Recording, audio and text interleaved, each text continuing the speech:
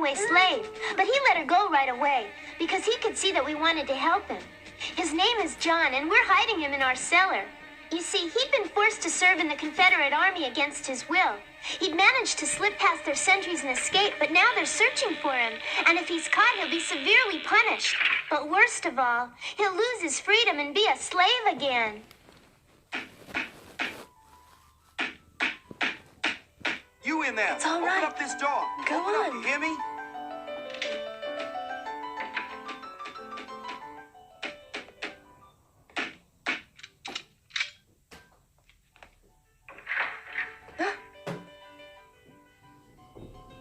Well, what do you want? What is it? We're searching for a fugitive, ma'am, a deserter. There's no such person here. Sorry for the inconvenience, but I have to search every house, ma'am. I've already told you he's not here. I heard you the first time, but I've been ordered to search every house in this neighborhood, and that is exactly what I'm gonna do. And if I refuse, what then? Under martial law, you don't have that privilege, ma'am. Now step aside. There's no one here but me and my girls. You're wasting your time, gentlemen. I've been patient so far, but now I insist that you open the door and step aside. Under the circumstances, I suppose I've no choice. That's right, ma'am. You don't. Very well.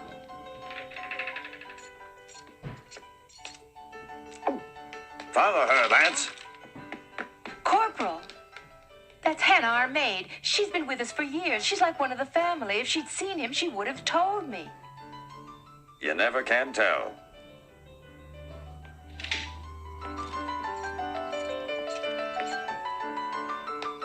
Excuse me, ladies.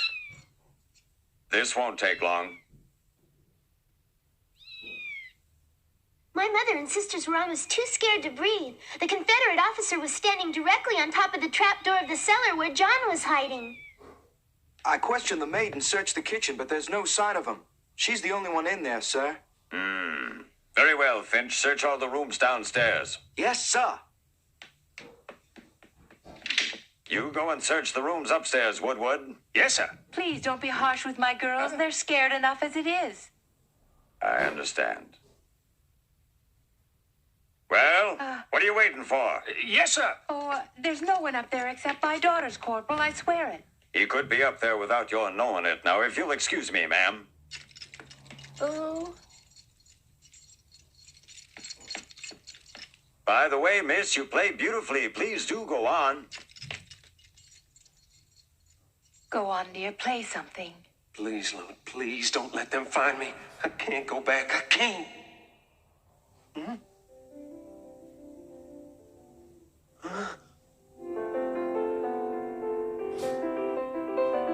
room at the end of the hallway. Take a look, Woodward. Yes, sir.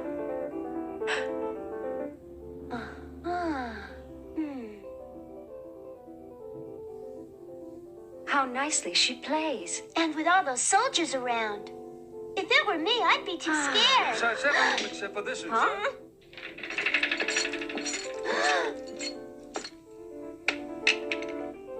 Excuse me. We're looking for a runaway Negro, miss. Well, he isn't here. I warn you, miss, if you lie to us, you could be sent to prison. What I've told you is the truth. Very well, then, young lady. Will you swear that the man we're looking for isn't somewhere in this house? The only strangers here are you and your men. You there. The young artist. You know where he's hiding, don't you? No, I don't. If I'd started to cry, he'd have known I was lying. So I held back my tears, picked up my pencil, and started to draw again. Thank goodness I had my sketch pad handy. Otherwise, who knows what would have happened. Would you like me to do a complete search of the room, sir? No need for that, but do a thorough search of every other room on this floor. Sir. By the way, young lady, for what it's worth, if drawing portraits is your hobby, I suggest you find another. Amy, you were wonderful. Amy! Oh, Amy, dear, what's the matter? Woodward, take 3 men and search the grounds. The rest of you men search the outbuildings. Now move out. We haven't got all day. Oh, Amy, darling. I'll take you to your bed. What happened, Meg? Nothing, dear. Just rest, all right? All right.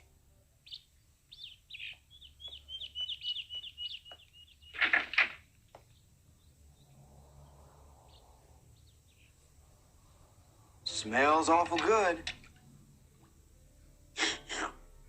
Ah, that's mighty fine soup. We're looking for a Negro deserter. We know he's hiding somewhere around here. Thought maybe you might have seen him. Nope, haven't seen anybody like that. But if I had, I'd have helped him every way I could think of to get away. You black folks that have been freed up here in the North all talk real big. For now. Not for much longer, though. After we win the war and hang that traitor Lincoln, you's all gonna be slaves again. Like you're supposed to be. We'll never be slaves again. Not ever. John was scared to death, certain that the rebel soldiers would keep on searching until they found him. We were all frightened too, of course, but it seemed that John was safe, at least for the moment.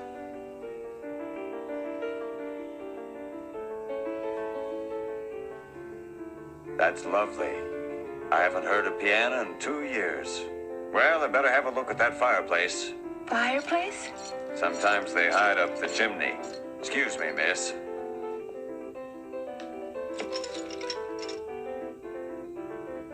See anything, Lieutenant? No, ma'am, not a thing. Well done. Young lady, if I may, I'd like to request a favorite of mine. Would you mind playing Home Sweet Home for me?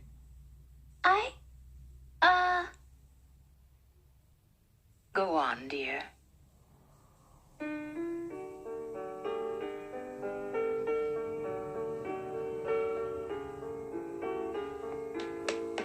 Sir, we searched all the outbuildings and there's no sign of him.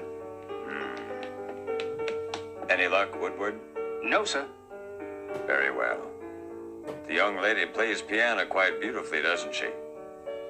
What? Huh?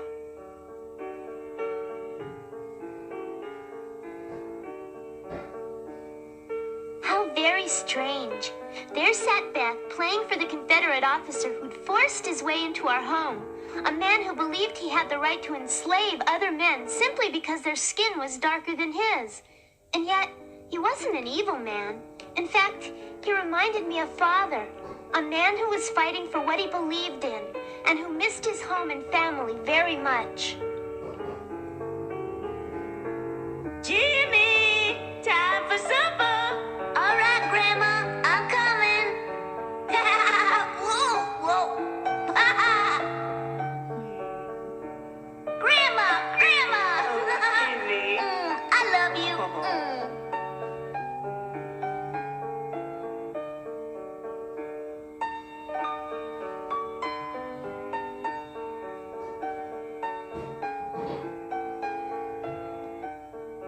Oh. It seemed like they'd given up looking for John, but then, all of a sudden... Uh-huh.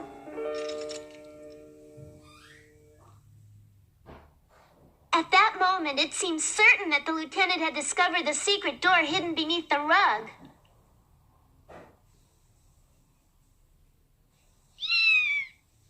Aren't you ashamed of yourself? Ma'am, I'm afraid your carpet's ruined.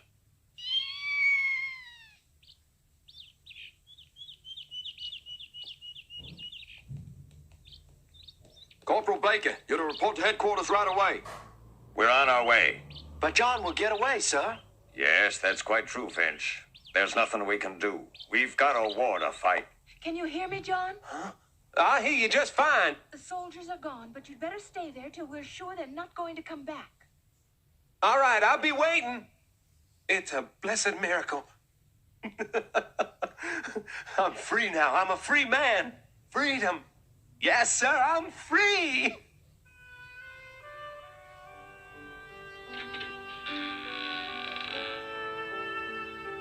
Thanks.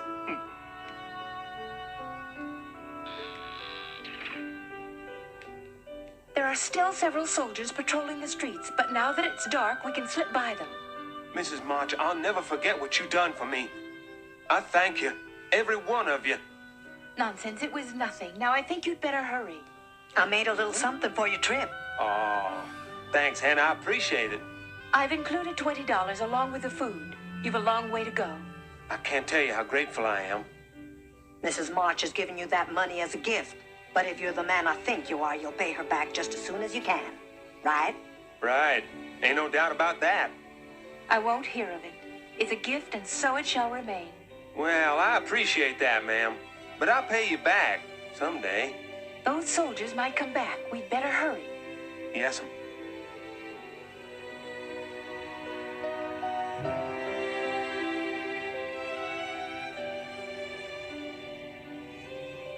Y'all keep playing, Miss Beth. You hear? You got talent. All right. Life is funny sometimes. The desperate, frightened man who had taken Beth hostage was now happier than anyone I'd ever seen. For his prayers had been answered. He was a free man. Most of the soldiers left the next morning, so even though the rebels were still in control, there were no more searches or patrols, and we all breathed a sigh of relief and carried on as usual. Karen has a new doll. Oh, let's go see it, shall we? Mm-hmm. What does it look like? Have you seen it? Not yet.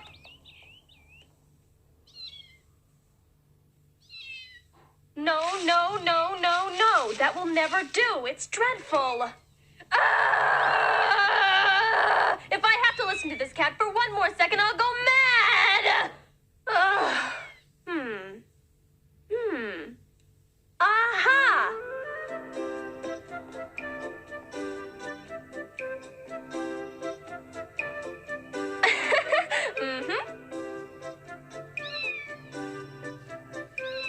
Uh-oh. No, Milky Ann. Don't you dare. Here now. In the box, not on the floor.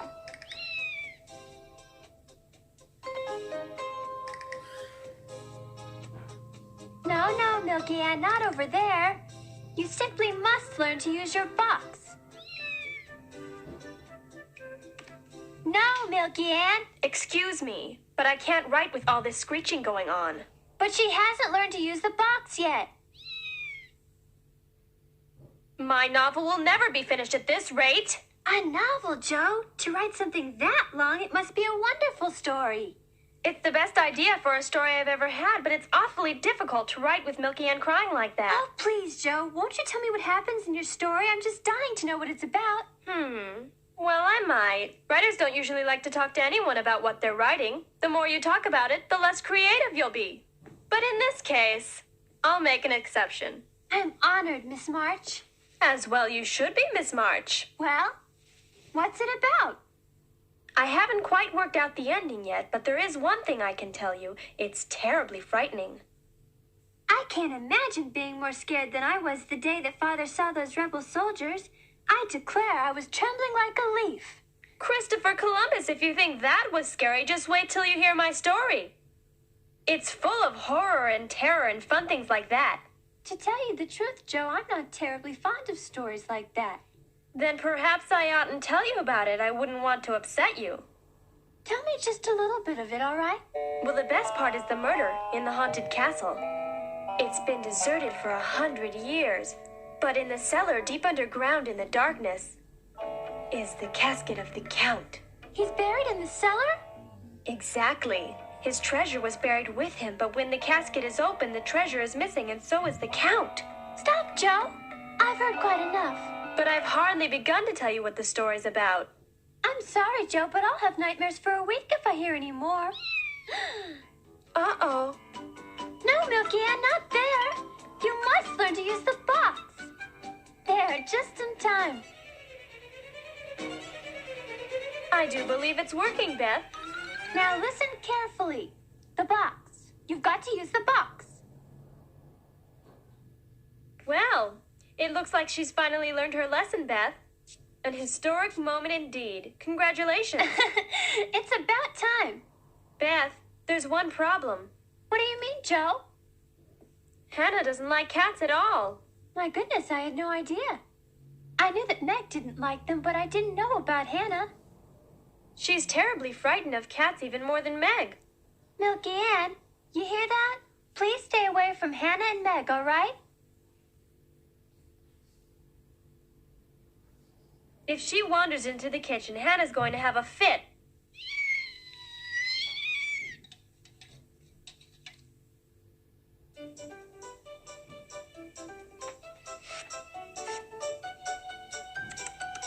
A little more salt.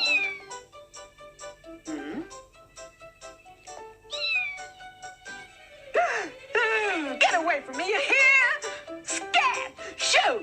Go on! Get out of here! Ain't no cats allowed in the kitchen. Yeah. Go on, get. Scat cat! Go on!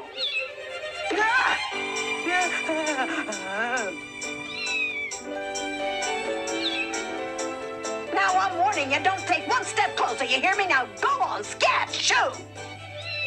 Now looky here, cat. Why don't you go and bother somebody else? Now got it. Oh, oh!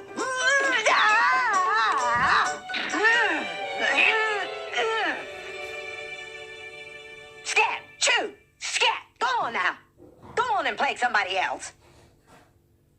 Has Aunt March responded to Father's letter yet, Mother? No, dear, I'm afraid not.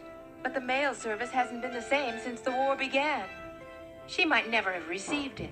That's why I've decided to write her about it myself. Then we're leaving York after all, aren't we, Mother? Yes, that's right. And we're not the only ones. There are many families moving away until the crisis is over. Mrs. Walker and her family are moving to Boston, and Mrs. Johnson is moving to Pittsburgh. Alice is moving to Vermont. Why is everyone so afraid? There's bound to be a battle in this area, Meg. The Confederates are gathering their forces here, and our army must prevent them from attacking the capital. I've heard that there might be a battle at Gettysburg. That's your father's opinion as well. Gettysburg's only 10 miles away. No wonder everyone's afraid. So you see, Meg, there's no longer any doubt that it'll be dangerous for us to stay. Well, I suppose we must move then, more's the pity. Oh, scat! Milky Ann, stop it! Away! Oh, dear. I hate to leave our home as much as you do. Nonetheless, we must move to Newport as soon as we can. I've no doubt that Aunt March will find us suitable lodging. She's lived there all her life, so I'm certain she's bound to find a lovely home for our family. I don't understand why Aunt March should want to do so much for us, Mother. She hardly knows us. Well, she's always been quite fond of your father. He believes that she'll help us however she can. When we go, we'll have to leave most of our things here, I suppose. Well, we won't take any of the furniture, of course. As for the rest, we'll take what we can. We'll pack everything other than personal belongings and take them to the station to be sent to Newport by freight. You're talking about the station at Gettysburg, right, Mother? Yes, that's right. But, Mother, it's likely that's where the battle will take place. What's important now is to gather up what we're taking along. We can decide how to get our things to Newport after we pack. I'm curious about our financial situation. Are you sure we can afford it, Mother? Why do you ask, Meg? It'll be quite expensive to move. True enough, but don't worry. We've got enough money to get us to Newport and then some. You'll be happy to know that financially we're quite secure. Your father invested his money quite wisely, you see. Invested? Your father has invested his money with Mr. James, who owns the shoe factory. He's a wonderful man and your father's best friend. But Father knows nothing about shoes. That's true. But when Mr. James told Father that his factory had been chosen to make shoes for the Army, Father helped him expand his operation in exchange for some of the profits. Oh, no! Oh! Huh? Go on, Mother. The point is, we have enough money to see us through, and none of you need worry about it. Now, girls, I must finish this letter or we won't be moving anywhere. And when I'm finished, will you mail it for me, Meg? Of course.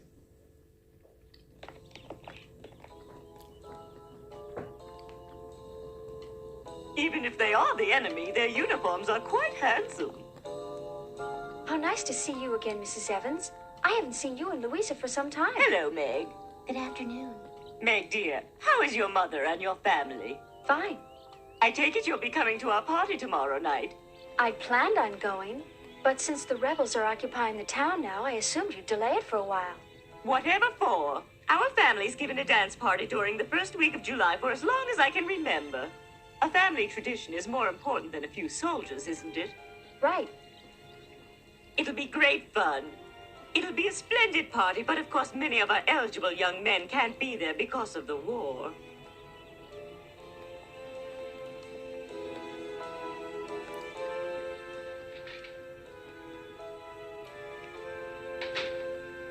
It's such a lovely day. I decided a long walk would be just the thing, and since I was in the neighborhood, I thought I'd drop in to see if my dress is ready yet.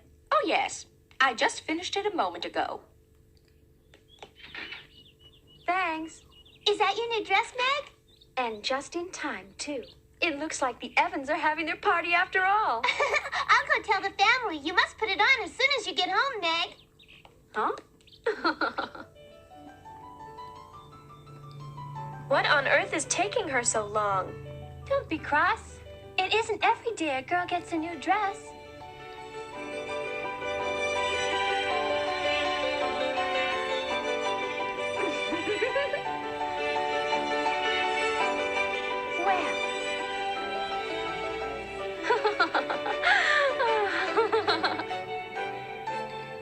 When Meg saw herself in that beautiful dress, she began to imagine all sorts of things until a sudden loud noise brought her back into the real world again. Oh. I heard the noise too, but at that moment I was too enchanted by Meg's dress to give it a moment's notice. I thought it was thunder, but if I'd been listening more closely, I'd have known it was something else entirely. Meg. It's lovely. It's beautiful, really it is.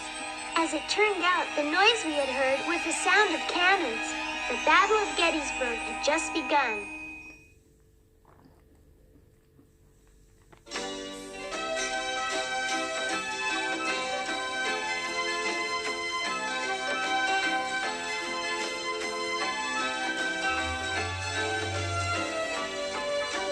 Fortunes of war can change their